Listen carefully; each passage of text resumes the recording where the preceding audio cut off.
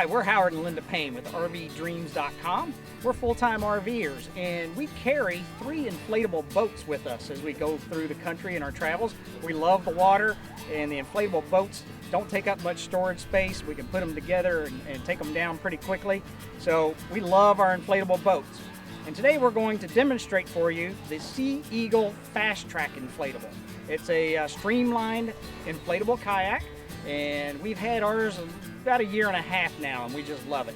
So we're going to get it out of the Jeep and inflate it, put it on the water, and show you how we get that all done and put back in its bag when we're finished.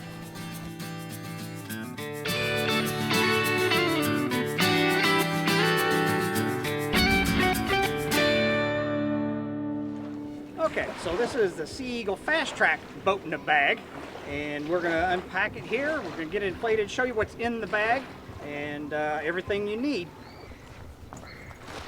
So on top here we have our 2 4-piece paddles. So we'll put those together here in a minute.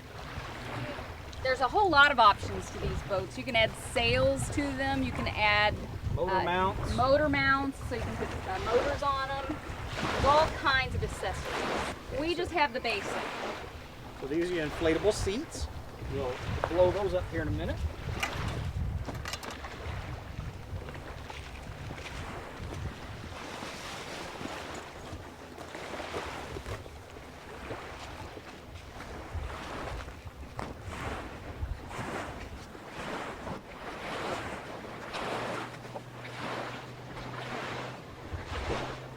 This is a 3-person boat with 635 pounds of capacity.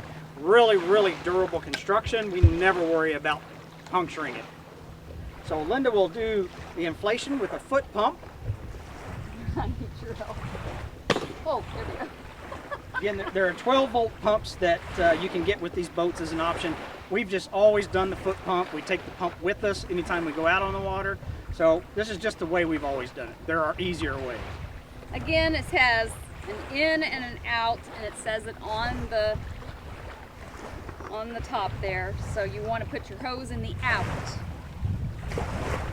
Now the intake valves are different on this one. They're a little more user-friendly, I think, because it doesn't require all that muscle to unscrew. I like these better than the other one because it doesn't take a lot of strength. That just undoes. And it's just a little thumbs on a spring. You just turn it when you want the air to stay in, and then when you want to let air out, you let the spring out. Counterclockwise. Yeah. So when we pump this up, it actually turns that spring and pushes it in so that it holds the air. So I really like this. This also has a keel, an inflatable keel on it. So I'm going to inflate that first. This whole thing right here will inflate, and that helps for steering. It doesn't take very long. It doesn't hold a whole lot of air. That's it. That's it. It's like 1 or 2 pumps and it's full. All right, now I'm going to do the floor. This also has 3 chambers. But this pumps up rather quickly. While she's pumping up the boat, then I install one of the removable skegs. We have 2. One's a deep water skeg that came with the boat, and one's a shallow water skeg. Sometimes we're in places where this deep water will just catch the grass or the mud too much, so we'll use the shallow water. Today we're on a deeper water lake, so we really don't have need for the shallow, so we'll put on the longer deep water skeg. You know you are finished pumping when the pump is very tight.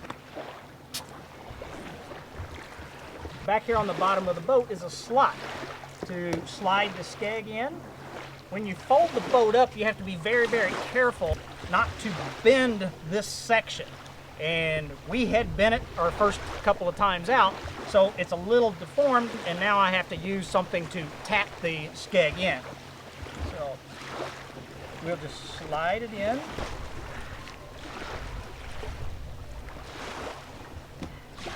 And then I just use this little tool to tap it in a little bit. And the skeg comes with a little clip, so that helps you clip it in place. Make sure you don't lose the skeg while you're out there. So Linda will continue to pump up, and I will put paddles together.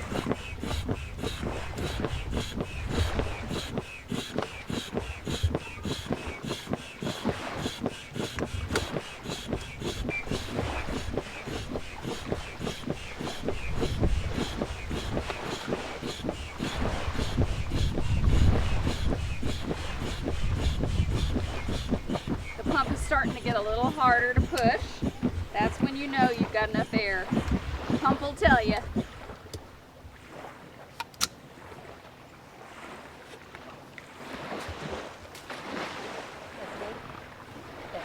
The floor of this boat's removable, and sometimes after we take the floor out and clean it, we need to push the floor back down in and get them under the edges of the chambers.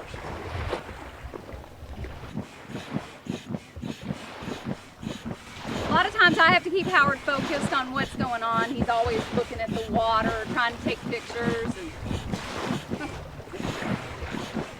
I have to redirect him. Do this, do that. All right, so if you'll get over there and kind of push the floor.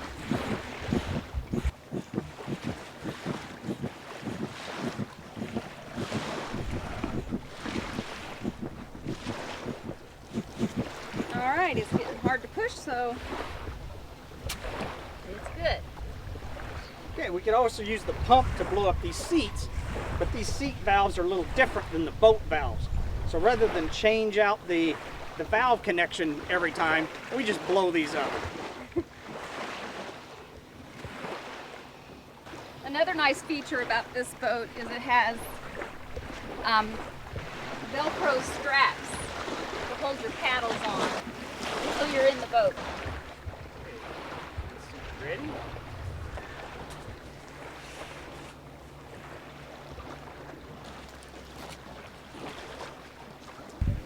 Okay, so putting the seats in, you want to know where the back of the boat is before you put your seats in, so you don't put the seats in the wrong direction.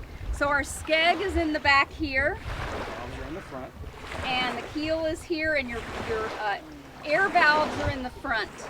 So you want your seats facing forward, and then you have little clips to clip your seat on.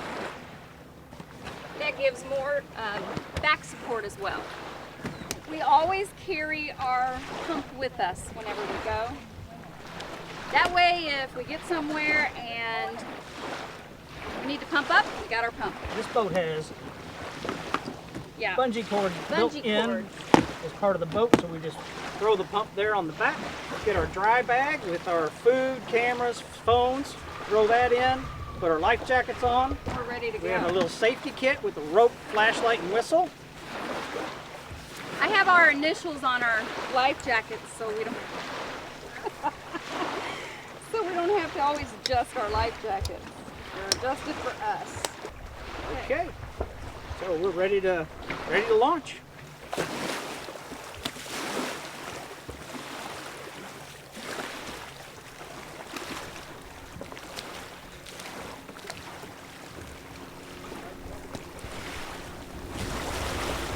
I just kind of fall in.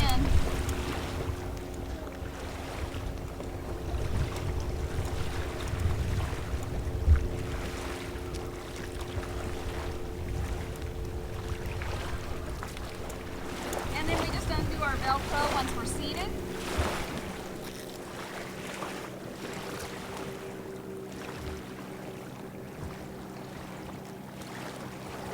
Boat's very stable, not tippy. We can shake it back and forth, don't have to worry about falling out at all. This one is a little bit easier to get in and out of than the entry-level kayak because the sides aren't as bulbous. So this is a little bit more streamlined. Now one of the disadvantages to that is this boat is not so great in rough water. The water comes up over the boat and gets water in the boat rather easy. So this is really geared more for more flat water paddling than the 370. The entry-level boat's actually rated for Class 3 rapids. This one's only rated for Class 2. It does have drain plugs in the back, so if you are doing white water, you can paddle with those drain plugs open to let water that comes in get out. But again, I don't like this one in rough water or white water, but it's great for flat water paddling. On this one, I can also steer this one by myself. Howard stops paddling. Because of that nice skeg in the back and the keel in the front, I can actually keep this boat straight. The 370, I have a hard time keeping that boat straight because the skegs are real small in the back and it doesn't have a keel. It tracks much better in the water. It's called a FastTrack, so it's a little faster and it tracks much better. So we're gonna go take a little paddle and we'll see you later.